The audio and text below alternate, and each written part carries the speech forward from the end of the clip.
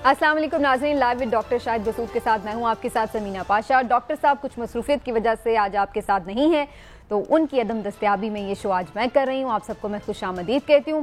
नाज़रीन, political situation जो है, मुल्क के हालात आपके सामने हैं, जहां पर आप सब जानते हैं कि इस वक्त जो नौमुंतखब हुकूमत है वो काफ़ी ज़्यादा परेशान है, क्योंकि मसाइल बहुत ज़्यादा हैं। मईशत की सूरत हाल दिगर क्यों है, और इसका एतराफ़ ख़ुद वज़ीर आज़म शहबाज शरीफ साहब कई मौक़े पर कर चुके हैं। उसके लिए कुछ ऐसे मेजर्स भी उन्हें लेने पड़े हैं जिसका सियासी तौर पर उन्हें खासा नुकसान हो रहा है, और जाहिर है कि उन पर तनकीद हो रही है। आते साथ ही काफ़ी मुश्किल फ़ैसले करने पड़ रहे हैं, लेकिन क्या इन फ़ैसलों के बाद पाकिस्तान की मईशत अपने पाँव पर खड़ी हो जाएगी? क्या पाकिस्तान का डिफ़ॉल्ट होने का जो एक ख़तरा मंडला रहा था, उस सिचुएशन से हम निकल आएंगे?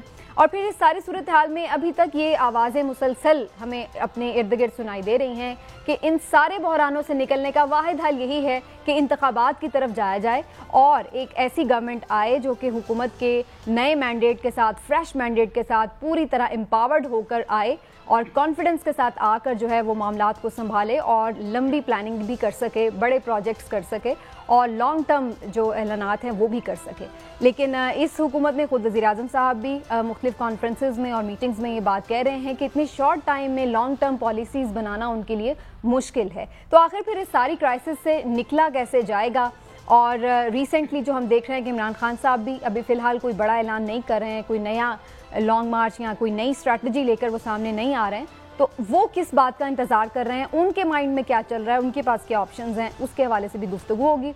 आप सबको मैं खुशामदीद कहती हूँ। पहले मैं पैनल का ताबा दूँ। जनरल गुलाम मुस्तफ़ा साहब हमारे साथ मौजूद हैं, आप उनके तज्ज़िये सुनते हैं। सलमान आबिद साहब सीनियर तज्ज़ियाकार मेरे साथ स्टूडियोज़ में तशरीफ़ रखते हैं, जबकि ज़फ़र हिलाली साहब सीनियर तज्ज़ियाकार हमारे अपने ज़फ़र हिलाली साहब भी हमारे साथ मौजूद हैं, कराची स्टूडियो से मैं ज्वाइन किया है। आप सबका बहुत बहुत शुक्रिया। पहले जनरल साहब, आपकी इजाज़त से आपकी तरफ आना चाहूँगी। जनरल साहब, काफ़ी ज़्यादा जो है प्रॉब्लमेटिक सिचुएशन है इस वक्त, और शहबाज शरीफ साहब जो वज़ीर आला के तौर पर काफ़ी पॉजिटिव अपनी एक इमेज रखते थे, ऐसा लग रहा है कि जब से प्राइम मिनिस्टर बने हैं मुसलसल तनकीद की जद में हैं, और लोग ये सवाल करने पर अब मजबूर हो चुके हैं कि जनाब शहबाज स्पीड का हम जिक्र करते थे कि बड़ी तेज़ी से वो मसाइल हल करते हैं, लेकिन अब हमें लग रहा है कि शहबाज स्पीड बड़ी तेज़ी से नीचे की तरफ आ रही है और मसाइल में इजाफा ही कर रही है। आपके ख्याल से इस मौजूदा हुकूमत के लिए सबसे बड़ा चैलेंज है क्या, और उससे निमटने का हल क्या है? देखिए मौजूदा हुकूमत के लिए सबसे बड़ा चैलेंज मौजूदा हुकूमत खुद है। वो इस तरह, जिस अभी आप अपने इब्तिदाइये में बात कर रही थी, इनके पास 12 से 15 महीने एट मोस्ट, अगर ये जिस तरीके से कह रहे हैं कि हम चलेंगे उतने 12 से 15 महीने में जो भी ये काम कर रहे हैं, लॉन्ग टर्म उसके इफेक्ट तो देख नहीं सकते ये, जिसकी वजह से ये जो भी मेजर्स हैं इनके शॉर्ट टर्म है, डे टू डे हैं, और डंग टू पावर वाले इनकी पॉलिसी पे काम हो रहा है। नंबर 1। नंबर 2, इस हुकूमत के आपस में तजादात की जो तादाद अगर आप लिखना शुरू कर दें, शायद आपके पास कागज नहीं होंगे, क्योंकि कोई एक कल दूसरे से मिलते नहीं है इनके आपस में। अगर ये इमरान खान साहब के खिलाफ सब इकट्ठे होकर बैठ तो गए हैं, लेकिन आपस में जो भी तजादात हैं वो तो हल नहीं होते इनके। तीसरा और जो सबसे बड़ा इनके लिए मसला है कि स्टेबलाइज करना अपने आप को पॉलिटिकली, जब जैसे इमरान खान साहब ऑन द ऑफेंसिव हैं, इनके लिए वो तकरीबन मुमकिन तो हर चीज होती है, लेकिन जिस हालात से ये गुजर रहे हैं ये उनके लिए मुश्किल है। हर रोज कोई ना कोई नई चीज निकलती है जो इनके लिए चैलेंज बन के सामने आती है। इसलिए जब ये लोग बात करते हैं कि फ्रेश इलेक्शन हो जाए, शायद लोग इमरान खान साहब की सपोर्ट में इतनी बात नहीं कर रहे। वो इनको भी ये समझना चाहिए कि अगर ये आज 1.25 साल 1.5 साल के बजाय अगर ये करना ही है तो 5 साल का मैंडेट लेकर आए, तो 5 साल में शायद ये फिर वो डिलीवर कर सकें जो इनसे तवक्को की जा सकती है। देखिए शहबाज साहब के बारे में हमने बढ़ा चढ़ा के बात पेश कर रखी थी। हम हमेशा से भूल जाते थे कि वो चीफ मिनिस्टर थे पंजाब के। यहाँ पर उनको एक तो पूरी फेडरल गवर्नमेंट की सपोर्ट थी उनको, यहाँ पे हर तरह से जो वो चाहते थे वो होता था। उनको पैसे इकट्ठे करके सुबह चलाने का मसला नहीं था, वो पैसे अपने पास समझ के जो चाह रहे थे वो कर रहे थे। नतीजतन जो इन्होंने ऑप्टिकल इल्यूजन खड़े करके चले गए हैं, वो इनके लिए भी गले में पड़ा हुआ है। इसमें फॉर एग्जाम्पल ऑरेंज ट्रेन है, उसका हमने कर्जा भी लिया, उसकी किस्तें भी हमने देनी है, और इसको चलाने के लिए भी साल का 1.5-2 अरब रुपया हमने निकाल के रखना है। उनको उस वक्त फिक्र नहीं थी जब चीफ मिनिस्टर थे पंजाब को, उनको पता था कि भाई सेंटर से कहीं ना कहीं बात बन जाएगी। اب جب وہ جا کے سینٹر میں بیٹھے ہیں, ان کو ریسورس کریشن جو ان کا مین جاب ہونا چاہیے, جب ان کے اب سامنے چیزیں آ رہی ہیں, اب ان کو سمجھ آ رہی ہے کہ یہ کام جو ہم نے ڈھول تو ہم نے گلے میں ڈال لیا ہے, اب یہ بجانا اتنا آسان نہیں ہے. تو چاہے وہ آپ پولیٹیکلی لے لیجئے, چاہے آپ اکنامکلی لے لیجئے, چاہے ود ان دی گورنمنٹ لے لیجئے, چاہے ان کا اپنی پرفارمنس کا آپ لے لیجئے, لیکن آل فرنٹس یہ government is a very serious trouble, اور ان کو بڑا سیریسلی یہ سوچنا چاہیے کہ ہم اس سے نکلنے کے لیے کیا کام کریں ہم لوگ. Very right. وہ کیا ہو سکتا ہے اس پہ میں دوبارہ بھی آپ کی طرف آؤں گی. پہلے میں ہلالی صاحب اور سلمان عابد صاحب کے بھی کامنٹس لے لوں. ہلالی صاحب, ہم تو یہ سن رہے تھے کہ پیٹرول پرائس بڑھ جائیں گے تو پھر آئی ایم ایف بھی پیسے ریلیز کر دے گا اور دوست ممالک بھی پھر امداد دے دیں گے, جیسے کہ آئی ایم ایف کے اگر ہم پروگرام میں چلے جائیں گے تو اس سے ہماری معیشت جو ہے وہ تھوڑی سنبھل جائے گی. لیکن اب پیٹرول پرائس بڑھنے کے باوجود بھی ابھی بھی ہم یہی باتیں سن رہے ہیں کہ جناب ابھی بھی ہم کرائسس میں. کل بھی ابھی شہباز شریف صاحب یہی بات کہہ رہے تھے کہ ہم نے تو دیوالیہ کر دیا ہے ملک کا. تو پھر اس کا مطلب ہے کہ خالی پیٹرول پرائس بڑھنے سے بات بنی نہیں ہے. کیسے پھر اس وے آؤٹ کیا ہے اس اکنامک کرائسس کا؟ میرے خیال میں ہم نے دیوالیہ ملک کا نہیں کیا تھا. ملک کا دیوالیہ یہ دو پارٹیز جو 2018 تک تھے انہوں نے تو کر دیا پورا. اب یہ 3 سال جو اس عمران خان کا وقت آیا تھا اس وقت تک اس قوم کا دیوالیہ, اس اکانومی کا دیوالیہ ہو گیا. اب آپ سوچئے 45 دن میں سمینہ کیا ہوا ہے. 45 دن میں پیٹرول 60 روپیہ بڑھ گیا, الیکٹریسٹی 47% اوپر, گیس 45% اوپر. کب؟ وین؟ جب انفلیشن بقول گورنمنٹ آف پاکستان کے 13.5% ہے, مگر ایکچولی اسٹیو ہینکس جان ہاپکنز یونیورسٹی کا پروفیسر, اس نے کہا ہے کہ ہمارے اسٹیٹسٹکس کے مطابق پاکستان کی انفلیشن ریٹ از 38.17%, 38%. اب آپ کو میں پوچھنا چاہتا ہوں, ایسے موقع پہ جب پرچیسنگ پاور لوگوں کا ختم ہو رہا ہے, اس کا مطلب کیا ہے؟ اس کا مطلب یہ ہے جب آپ خریدتے کم ہے, کنزمپشن کم ہے, اس کا مطلب کیا ہے؟ ڈیمانڈ کم ہے. جب ڈیمانڈ کم ہوتا ہے تو پروڈکشن کم ہو جاتی ہے. جب پروڈکشن کم ہو جاتا ہے تو انویسٹمنٹ کم ہو جاتا ہے. جب انویسٹمنٹ کم ہو جاتا ہے تو اکانومی جو آپ کی ہے وہ شرنک کرتی ہے. اچھا, آپ کی اکانومی سمینہ to maintain the job level جو اس وقت ہے کم سے کم 5% کو گرو کرنا چاہیے. اس کے زمانے میں 6% گرو کر دیا تھا. پتہ نہیں کس قسم کا جادو یہ عمران خان نے کیا, مگر اب لگتا ایسا ہے کہ 1% زیادہ, 6% گرو. مگر یہ پریڈکشن کیا ہے آئی ایم ایف کا کہ اس سال 2%. اس کا کیا مطلب ہے سمینہ؟ اس کا مطلب ہے نوکری جائیں گی, جب نوکری جاتی ہے پاورٹی جائے گا, جب غربت آتی ہے تو پھر بھوک آتا ہے, جب بھوک آتا ہے تو پھر چوری آتی ہے. میں آپ کو بتانا چاہتا ہوں کہ یہ ہے اس وقت ہمارا سچویشن. اور ایک چیز, ایک کراپ کا میں گندم کا میں آپ کو پروفیسر اشفاق کا کیلکولیشن میں ریپیٹ کروں گا کہ 1 کلو گندم بائی نومبر اس سال 160 روپے کے لیے ہوگا. اللہ نہ کرے, غریب تو بھوکا مر جائے گا.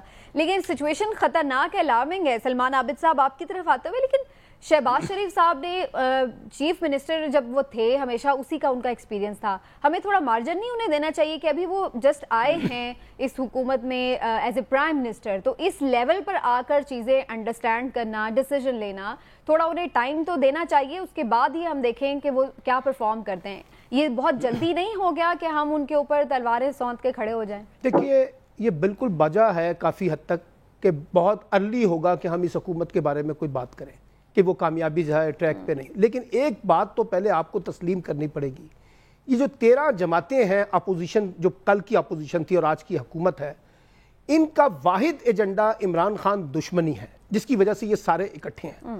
اور ان کا بنیادی ماخذ یہ تھا کہ کسی طریقے سے عمران خان کو باہر نکال دیں. اور جب یہ عمران خان کو باہر نکالنے کی باتیں کر رہے تھے تو کہتے تھے کہ ہمارے پاس سارا معیشت کا حل موجود ہے, ہمارے پاس سیاسی حل موجود ہے, ہمارے پاس ایک واضح روڈ میپ موجود ہے, ہم لوگوں کو ترقی اور خوشحالی کی طرف لا سکتے ہیں, ہم IMF کو منا سکتے ہیں, ہم مالیات پاکستان میں سرمایہ کاری لا سکتے ہیں, عالمی دنیا ہم پر اعتماد کر سکتی ہے, ہم تجربہ کار ہیں, ہمارے پاس صلاحیت ہے. اب وہ چیزیں تو جیسے ابھی ظفر حلالی صاحب نے بھی کہا اور جنرل غلام مصطفیٰ صاحب نے بھی کہا, وہ تو بہت برے طریقے سے ایکسپوز ہوئی نا. دیکھیے میں ان لوگوں میں سے ہوں جو کہتا رہا ہوں کہ شہباز شریف کی جو پنجاب کی گورننس تھی یہ ساری کی ساری اشتہاری کمپنیوں کی بنیاد کے اوپر کھڑی ہوئی تھی. اچھا, یعنی اشتہارات, سڑک بنتی تھی راجن پور میں اور جناب اشتہار لگتے تھے مال روڈ کے اوپر. ابھی آپ دیکھیے ترکی کا دورہ نہیں ہوا اور اخبارات کو جس طریقے سے اشتہارات جاری کیے گئے وہ آپ نے بھی دیکھے اور میں نے دیے ہیں. یعنی یہ ساری گورننس کا جو ماڈل تھا یہ اخباری اشتہارات کی بنیاد پہ, چند کالمسٹوں کی بنیاد پہ, چند بیٹ رپورٹروں کی بنیاد پہ. میڈیا مینجمنٹ اچھی, دیکھیے بڑی اچھی میڈیا مینجمنٹ کرتے ہیں, اس کا نشانہ دیکھ لیا. اب اس میڈیا مینجمنٹ کا میں آپ میڈیا تو مینج کر لیا آپ نے, لیکن پرابلم یہ ہے کہ عام آدمی کو اس پورے پولیٹیکل ایڈونچر سے, اس پورے ریجیم چینج سے کیا ملا مجھے بتائیے. یعنی آپ مجھے بتائیے اس حکومت کے جانے سے پہلے ورلڈ بینک نے اپنی رپورٹ میں کہا کہ پاکستان کی معیشت ایک ٹریک کے اوپر آ گئی ہے. موڈیز نے کہا کہ پاکستان جو ہے وہ مثبت سے اب ہم منفی میں لے کے آ رہے ہیں. یعنی یہ جو سارا پولیٹیکل ایڈونچر ہوا اس کا مطلب یہ ہے کہ آپ کا ایجنڈا تو تھا عمران خان کو گرانا, وہ آپ نے گرا دیا, جس کی مدد سے, جس کی حمایت سے گرانا تھا گرا دیا, لیکن آگے کا کوئی ایجنڈا نہیں ہے. اب یہ 13 جماعتیں بنیادی طور پہ عمران خان دشمنی پر تو اکٹھی ہیں. اب ان کا مسئلہ یہ ہے کہ 12 جماعتیں تو ایک سائٹ پہ اوپر کھڑی ہو گئی ہیں, وہ تو اس حکومت کا کوئی بوجھ اٹھانے کے لیے تیار نہیں ہے. سارا بوجھ PMLN کے اوپر پڑ گیا اور PMLN جو ہے وہ بنیادی طور پہ اسٹیک پہ لگ گئی ہے, کیونکہ جتنی گالیاں اب پڑ رہی ہیں وہ PMLN کو پڑیں گی. اور یہ چاہیں تو الیکشن 2023 میں کروا لیں, اس کے بعد دیکھیے ان کے ساتھ ہوگا کیا. اس کی وجہ کیا ہے, جو سخت معاشی فیصلے کرنے ہیں نا جی, وہ اس وقت ہوتے ہیں جب آپ کے پاس 5 سال کا مینڈیٹ ہوتا ہے تو آپ 1 سال 2 سال بڑے فیصلے کر کے پھر آگے جاتے ہیں. جب آپ کے پاس مینڈیٹ ہی سارا 1 سال کا باقی بچا ہے اور الیکشن ایئر بھی ہے تو اس کے بعد کیا ہوگا. اور آپ ان کو فیصلے کریں گے یا ریلیف سر, اب دیکھیں آپ ان کو ڈنڈے کے زور پہ کہا جا رہا ہے پہلے بجٹ منظور کروائیں اور اس کے بعد آپ جو ہے IMF سے جو ہے وہ معاہدہ اس کو دوبارہ چالو کروا دیں اور اس کے بعد پھر آپ آگے دیکھیں گے آپ کے ساتھ کرنا کیا ہے. اور ساری حکومت کیا رہی ہے, الیکٹرانک ووٹنگ مشین کا خاتمہ, آپ نے اوورسیز پاکستانیوں کو ووٹ کا خاتمہ, نیب میں ترمیم کر لی, اپنی مرضی کے نیب کے افسران لگا دیے. یہ ایجنڈا جو تھا نا اپنے آپ کو بچاؤ کا, آج یہ پوری قوم اس کی پرائس پے کر رہی ہے نا. آپ چلیں عمران خان کو نکال دیں, آپ نے نکال دیا, لیکن اب آپ اگلا کوئی اسٹیپ بتائیں کہ آپ کے پاس ایسا کون سا روڈ میپ ہے جس کو لے کے چلنا چاہتے ہیں. یہ سیاسی جماعتیں بھی کریں گی. اب میں یہ سوال رکھتی ہوں آپ سب کے سامنے, جنرل صاحب یہ بات تو صحیح ہو گئی کہ بھائی آپ آ گئے انہیں نکال کے, لیکن اب آپ کے خیال سے واقعی جیسے سلمان عابد صاحب کہہ رہے ہیں کہ سارا جو اس کا نزلہ ہے, جو عوام میں ایک غیر مقبول جماعت ہو رہی ہے وہ PMLN ہے, ان کے اوپر سارا ملبہ ہے. آپ سمجھتے ہیں کہ باقی جماعتیں بری و ذمہ ہو جائیں گی اور عوام پر ان کا غم و غصہ اس طرز کا نہیں ہوگا؟ دیکھیں آج کی عوام کو اگر ہم یہ سمجھتے ہیں کہ چیزوں کا اندازہ نہیں ہے, یہ ہماری سب سے بڑی بھول ہے, جس کا خمیازہ یہ PDM خود بھی بھگت رہی ہے اور دنیا بھی دیکھ رہی ہے اس کو, کیونکہ عوام بڑی غور سے آج کل سب چیزیں دیکھ رہی ہے. میں جب یہ نیشنل یہ جو NCM آئی تھی نو کانفیڈنس موشن, تو گاؤں دیہات میں میرا خیال تھا کہ لوگوں کو ان چیزوں کا اندازہ نہیں ہوگا. میں حیران رہ گیا جب یہ پتہ چلا کہ آج جنوری یا دسمبر میں بات ہو رہی تھی کہ خان صاحب کی حکومت نے مہنگائی بڑھا دی, یہ مسئلہ ہو گیا, وہ مسئلہ ہو گیا, ان کو جانا چاہیے. تو جب یہ نو کانفیڈنس موشن آیا ہے اس کے بعد سے میں دیکھ رہا تھا کہ لوگ ان کے پیچھے پڑ گئے سارے. جب گاؤں دیہات میں یہ آواز لگ جائے کہ جو بھی ہوا وہ ٹھیک نہیں ہوا, بلکہ ایک آدمی نے جو عام ان پڑھ آدمی ہے, جب یہ خان صاحب روس گئے تھے اس کا یہ تبصرہ تھا کہ یہ خان صاحب کو نہیں چھوڑیں گے. حیران کن چیز آئی ہے. تو میں نے اسے پوچھا کیوں نہیں چھوڑیں, کہتا جی تو ہم نہیں پتا جی امریکہ ہے. تو میں کہنے کی بات یہ ہے کہ اب یہ آواز آپ کے گاؤں دیہات میں پہنچ چکی ہے. دوسری چیز PDM جو ہے نا, جو لاسٹ فار اے کاز کی بات کرتا ہوں, میں ہمیشہ کہتا رہتا ہوں کہ خان صاحب کے آپ بیانے سے اگری کریں نہ کریں, اس میں آپ جو مرضی کہتے رہیں, لیکن ان کے پاس اس بیانیے کا توڑ کوئی نہیں ہے. اب اس بیانیے کو جیسا کہتے ہیں آئیڈیاز کو آئیڈیاز ہی شکست دے سکتے ہیں. آئیڈیاز کو اب یہ شکست دینے کی کوشش لگے ہوئے ہیں. کبھی ایک ٹیپ لیک ہو گئی, کبھی دوسری ٹیپ لیک ہو گئی, کبھی آپس میں. تو وہ جو کام کر رہے ہیں ان سے اب خان صاحب کے ذات پہ تو حملے ہو رہے ہیں, لیکن جو آئیڈیا پیش کر دیا خان صاحب نے, جو اس پر ٹریکشن ہولڈ کر چکا ہوا ہے, اس کو شکست کیسے دیں گے یہ لوگ؟ لیکن جنرل صاحب ایک یہ بھی رائے تھی ان کے درمیان کہ آئیڈیا کو ہم کارکردگی سے شکست دیں گے, ہم اتنا اچھا پرفارم کر لیں گے کہ پھر لوگ واقعی یہ کہیں گے کہ جناب خان صاحب کے ساتھ جو بھی ہوا اچھا ہی ہوا, ہمیں تو اب ریلیف ملا تو لہٰذا ہم اس گورنمنٹ سے خوش ہیں. لیکن ابھی تو ہمیں یہ نظر آ رہا ہے کہ کارکردگی کو بھی اس طرح سے ظاہر ہے وہ ڈیلیور نہیں کر پا رہے ہیں, تو لوگوں کا غم و غصہ زیادہ, لوڈ شیڈنگ اتنی زیادہ ہو گئی ہے, اب یہ کہہ رہے 8:30 بجے مارکیٹس بند کر دیں, تو اس طرح کی چیزوں سے پھر لوگ اور غصہ, اب تاجر ظاہر ہے اس پہ ناراض ہیں. دیکھیے کارکردگی اس وقت ہو سکتی ہے جب آپ پولیٹیکلی اسٹیبل ہوں. پولیٹیکلی اسٹیبل نہیں ہیں یہ لوگ, اور اوپر سے P T I on the attack. Khan صاحب بڑے سوچ سمجھ کے اپنے جو حملے کر رہے ہیں ان سارے کے اوپر, اس میں اپنے آپ کو ان کو سنبھالنا مشکل ہو رہا ہے. یہ حکومت بچائیں, اپنے آپ کو بچائیں, حالات کو اسٹیبل کریں, اکانومی کے لیے بھاگے دوڑیں, کیا کریں یہ لوگ؟ ان کے پاس ان کا کہتے ہیں job is cut out for them. Let me add, جو حلالی صاحب بات کرتے ہیں کچھ چیز میں ایڈ کرنا چاہتا ہوں. آج آپ کی نہروں میں پانی نہیں ہے, یہ کسی کی غلطی نہیں ہے, لیکن نیچرلی یہ چیز ہو رہی ہے. لیکن جو گاؤں میں بیٹھا ہوا کسان ہے, اس سے پانی نہیں ہے تو کیسے, بجلی نہیں ہے, ٹیوب ویل نہیں چل سکتے آپ کے, ڈیزل اتنا مہنگا ہو گیا کہ آپ فصل لگانے کی آپ کو مشکل ہو گئی. آپ کی گرمی اللہ کی طرف سے آئی ہے زیادہ, بہت زیادہ. اس کی وجہ سے آپ کی گندم کم ہوئی ہے, اور جو باقی فصلیں آ رہی ہیں آپ کی, چاہے آپ کی مکئی ہے, چاول ہے, ان کو نقصان پہنچ رہا ہے. ابھی تو یہ اکنامک جو سچویشن ہے ان ٹرمز آف جو فوڈ پرائسز ہے, it does not get hit you. اگر یہ اگلے 2 مہینے کے بعد, جب یہ 3 مہینے کے بعد ہٹ کرے گا آپ کو, اور آپ کے پاس مکئی نہیں ہوگی, چاول نہیں ہوگا, آپ کے پاس گندم نہیں ہوگی, آپ دیکھیے کہاں پہ جائیں گے ہم لوگ سارے.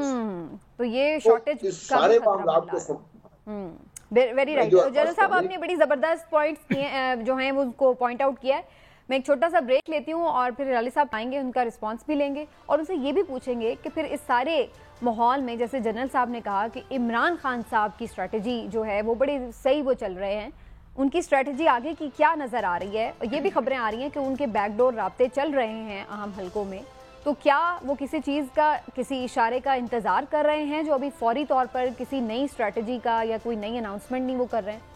اب خان صاحب کی جو پالیٹکس ہے اس پر فوکس کریں گے ایک چھوٹے سے بریک کے بعد. ہمارے ساتھ رہیے گا.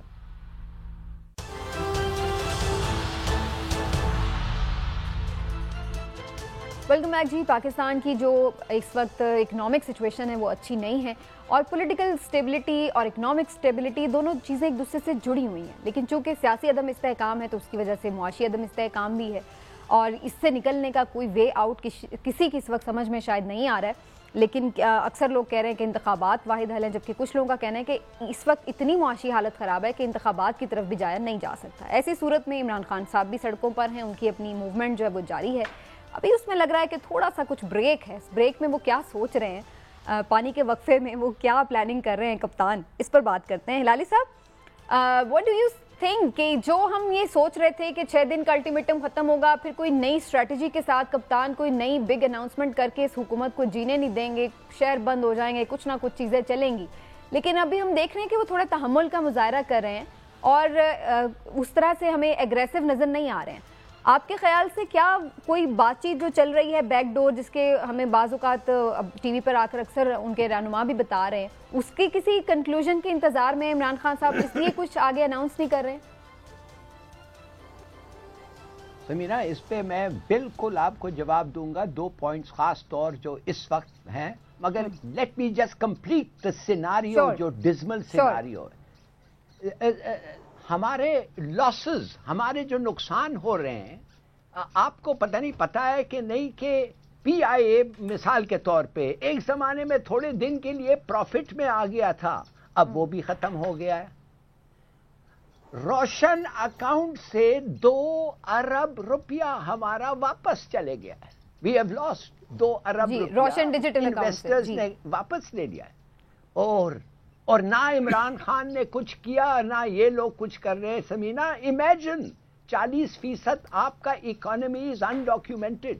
اس کے معنی $136 بلین آپ کے اکانومی میں آپ کو پتہ ہی نہیں ہے کدھر ہے. اور مور دین دیٹ آپ ایک دمڑی ٹیکس اس سے وصول نہیں کر رہے, اور اگر آپ وصول کرتے تو آپ کو بالکل آپ کا کوئی پرابلم ہی نہیں ہوتا. All your difficulty. تو یس, تو انہوں نے کیا کیا؟ میں کہتا ہوں عمران خان کو بھی میں پوچھتا ہوں کیا کیا تم نے ڈاکیومنٹ ٹو اکانومی؟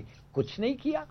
چلیے مگر وہ سب چھوڑے, آپ کہہ رہے ہیں کیا ہوگا, کیا فائدہ اگر اس کو الیکشن ڈیٹ مل گیا؟ Samina, I like to ask you, کیا فائدہ؟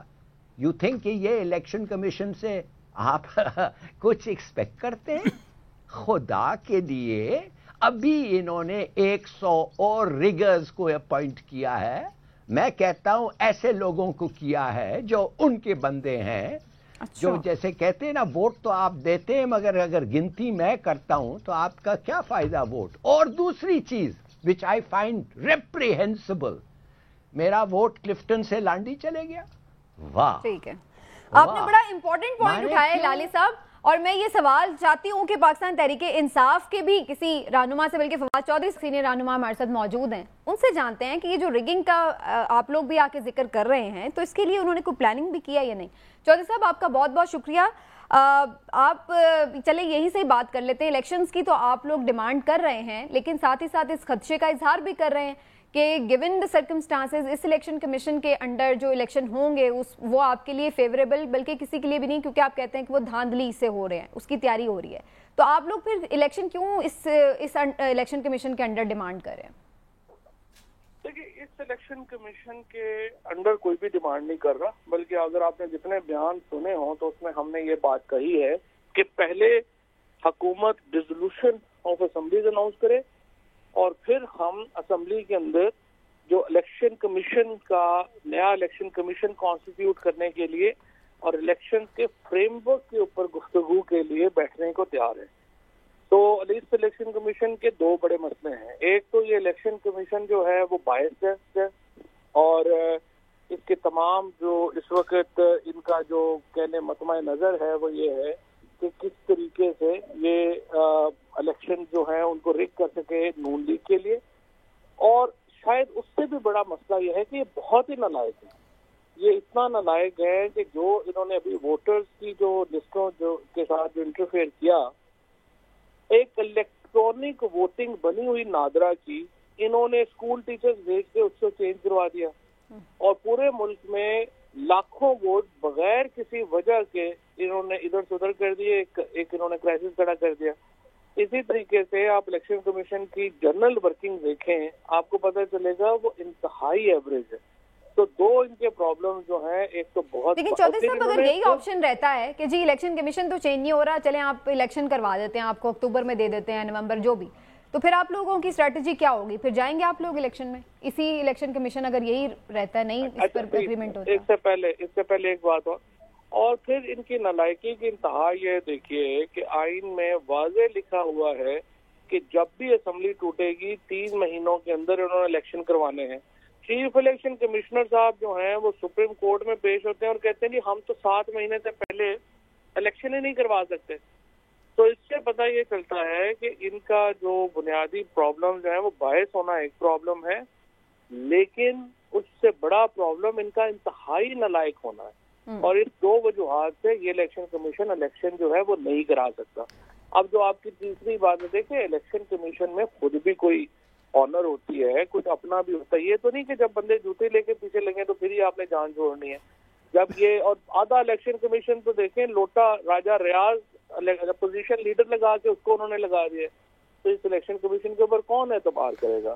تو جب ایک دفعہ یہ فیصلہ ہو جاتا ہے کہ الیکشن ہونے ہیں, پھر ہمیں اس الیکشن کمیشن کو گھر بھیجنا پڑے گا. ٹھیک. اچھا چودھری صاحب یہ فرمائیے, یہ بھی خبریں آ رہی ہیں, خود شیخ رشید صاحب بھی مختلف انٹرویوز میں اس بات کا ذکر کر رہے ہیں کہ پرویز خٹک صاحب کے مقتدر حلقوں سے بات چیت چل رہے, ڈائیلاگ, مذاکرات, بات چیت. تو آپ کیا بتائیں گے کن ٹرمز پر یا کن چیزوں پر گفتگو ہو رہی ہے, اگر کوئی ہو رہی ہے کچھ اس کے بارے میں آپ انڈیکیشن دیں گے؟ کیونکہ ابھی تو ہم یہ دیکھ رہے ہیں کہ کوئی فردر اناؤنسمنٹ بھی نہیں آئی خان صاحب کی طرف سے. ایسا لگ رہا ہے کہ کچھ کوئی ویٹ کی پوزیشن میں ہے, وہ ویٹنگ پوزیشن میں ہے. دیکھیے جو انشاءاللہ تعالیٰ جو ڈیولپمنٹس ہیں وہ مثبت ہوں گی, اور ہمیں امید ہے پاکستان میں اس وقت جو سچویشن ہے اس میں ایک اکنامک میلٹ ڈاؤن ہو گیا ہے اس حکومت کی انتہائی ایک نالائکی کی وجہ سے. اور ہم نے دیکھا یہ ہے کہ آپ اکانومی روز آپ ڈسکس کر ہی رہے ہیں, آپ کے سامنے ہے جو حالات جا رہے ہیں. اس قسم کی معیشت کا بوجھ پاکستانی سیاست زیادہ دیر برداشت نہیں کر سکتی. لہذا آپ کو ایک پالیسی بنانی ہے, اس میں آپ کا بہرحال یہ کام ہے کہ سیاسی جماعتیں بھی جو ہیں وہ ایک دوسرے سے تھوڑا نزدیک آئیں اور ہم ایک کمپریہنسو فریم ورک بنا کے الیکشنز کی طرف بڑھیں. اور اس کے لیے ہم الیکشنز کے اوپر بات چیت کے لیے ہم ہمیشہ تیار ہیں, کوئی پرابلم نہیں. تو پھر اسی وجہ سے چونکہ بات چیت کچھ پازیٹیو جاری ہے, اس لیے ابھی خان صاحب کوئی فردر لانگ مارچ یا کوئی فردر ایجیٹیشن کے لیے کچھ اناؤنسمنٹ نہیں کرے, یہی ہم سمجھیں؟ دیکھیں خان صاحب تو بار بار موقع دے رہے ہیں اور ہم اس لیے موقع دے رہے ہیں کہ اگر ہم لانگ مارچ یا لوگوں کو اکٹھا کریں گے, ان کو لیں گے, اس کے پھر اپنے ریپرکشنز ہیں. پاکستان کی معیشت پہلے ہی ان کا بڑا برا حال ہے, اور لیکن سیاسی جو ٹرموائل آیا اس کے نتیجے میں ہماری جو اکانومی ہے وہ اس ٹرموائل کا شکار ہے. اور اب اس وقت ظاہر ہے کہ ہمیں ایک ایسی سچویشن کا سامنا ہے جہاں پہ ہم اگر ایک پاکستان کی اسٹیٹ کو پھر کاسٹ دینی پڑتی ہے جب آپ احتجاج میں جاتے ہیں. تو ہماری کوشش یہی ہے کہ یہ احتجاج کے بغیر جو ہے وہ معاملہ حل ہو جائے. نہیں ہوگا تو پھر ہم تک وہ بھی کرنا ہی پڑے گا. ٹھیک ہے, بہت بہت شکریہ آپ کا فواد چودھری صاحب, آپ نے وقت دیا. ناظر چودھری صاحب پاکستان تحریک انصاف کے سینئر رہنما, ان کی گفتگو آپ نے سنی, لیکن ایک بات انہوں نے جو بڑی امپورٹنٹ کہی ہے وہ یہ کہ اس کا مطلب ہے واقعی خان صاحب ویٹنگ پوزیشن میں ہیں اس وقت اور دیکھ رہے ہیں کہ کیا واقعی کوئی جو بیک ڈور رابطے ہو رہے ہیں ان کا کنکلوژن کیا نکلتا ہے, اور اس کے بعد پھر وہ فردر اس کے مطابق ہی اپنی اسٹریٹجی کو پلان آؤٹ کریں گے. ایک چھوٹا سا بریک ہمارا ڈیو ہے, ایک بریک لیتے ہیں, واپس آتے ہیں تو سلمان عابد صاحب کی بھی رائے شامل کریں گے, اور جس اکانومی کے اتنے زیادہ خراب حالات ہیں کیا اس میں کوئی انٹرم سیٹ اپ کی طرف جایا جا سکتا ہے, وہ کیسے اتنے بڑے ڈیسیجن لے گا. ایک چھوٹے سے بریک کے بعد بات کریں.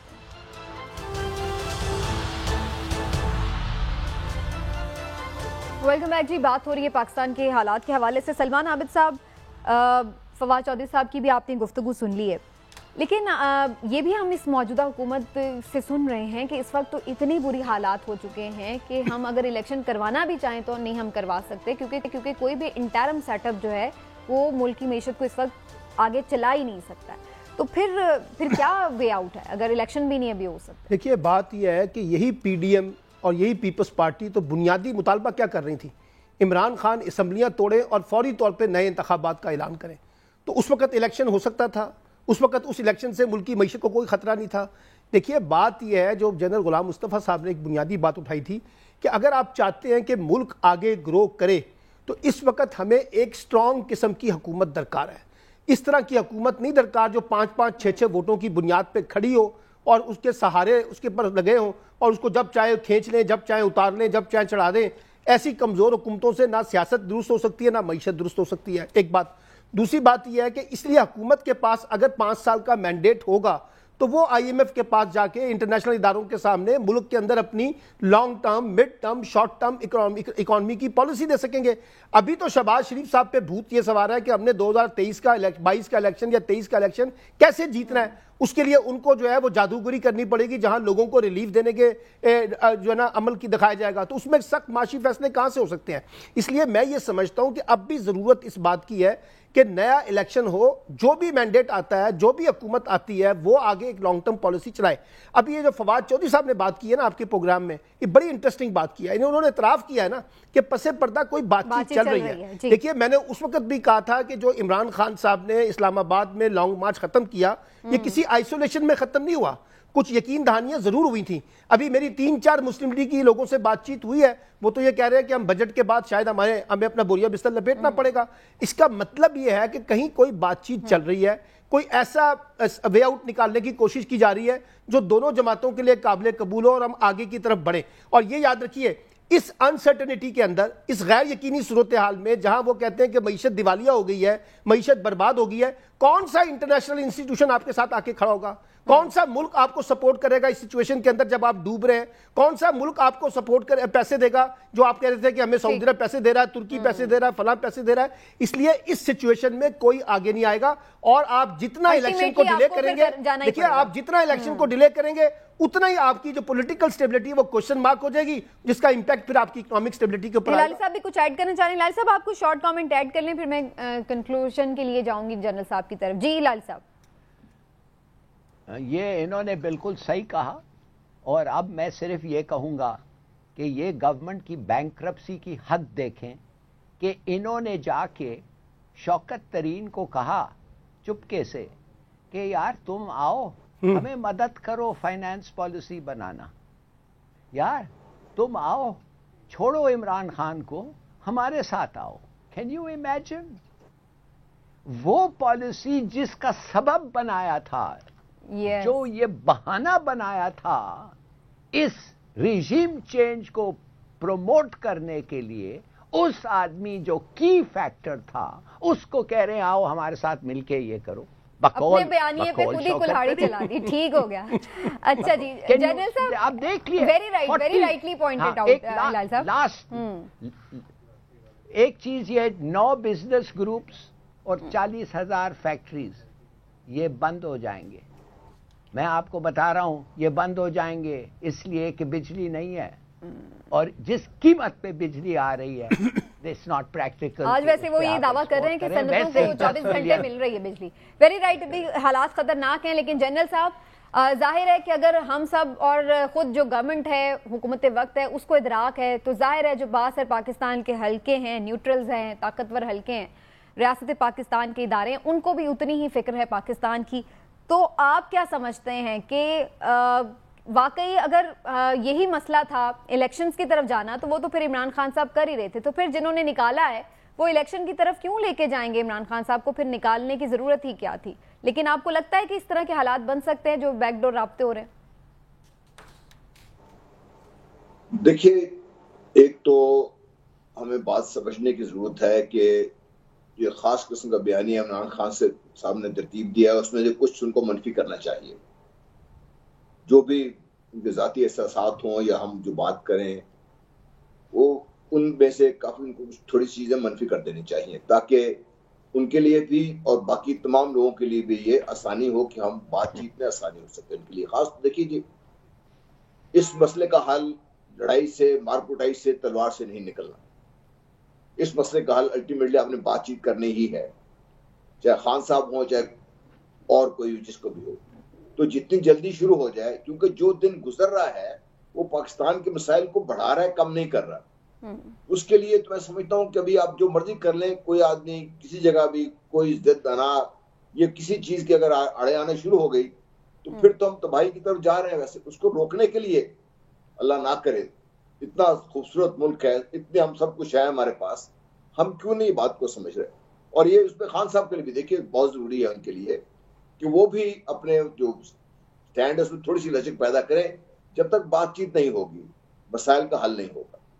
اور میں یہ سمجھتا ہوں کہ تمام جو اسٹیک ہولڈر ہیں اس ملک میں، سوائے عوام کے، جو بیچارے پس رہے ہیں اور جن کو آنے والے کافی دنوں تک پسنا پڑے گا، کیونکہ اس ساری چیز کو سنبھالنے بھی ٹائم لگے گا، لیکن ہم سمجھ سکتے ہیں اس کے لیے اب بھی وقت ہے ہمارے پاس.